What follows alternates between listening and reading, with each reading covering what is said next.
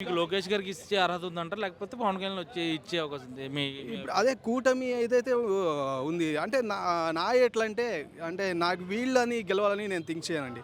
నేను ఇప్పుడు కొంతమంది అనుకుంటారు ఈ వీళ్ళ పార్టీకే కంటిన్యూ అని అంటారు.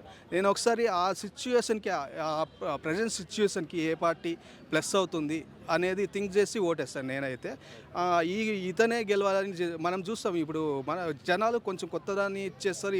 ఎందుకంటే ఎంతోమంది ఒక సీఎం ఎంతగా నిజాయితీగా పనిచేసినా మొత్తం అధికారులు, మొత్తం కార్యకర్తలు అందరూ పనిచేయాలి. ఇంకా కార్యకర్తలు అంటే వేరే వాళ్ళు కాదు. ఆ పార్టీ నుంచి ఇటు జంపడం, ఇటువైపు నుంచి ఇటు జంప్ అవుతారు. మనము అంత మంచి జరగాలి అనేది చేయడం అంటే టఫ్.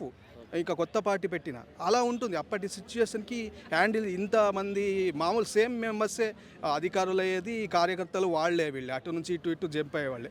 అంటే ఈయన సీఎం అయినప్పుడు వీళ్ళు ఇంకా డిప్యూటీ సీఎం ఈయనప్పుడు ఎంతవరకు లోకేష్ గారు గానీ, చంద్రబాబు గారు ఎంతవరకు హ్యాండిల్ చేస్తారు? ఎవరు బాగా హ్యాండిల్ చేస్తారు?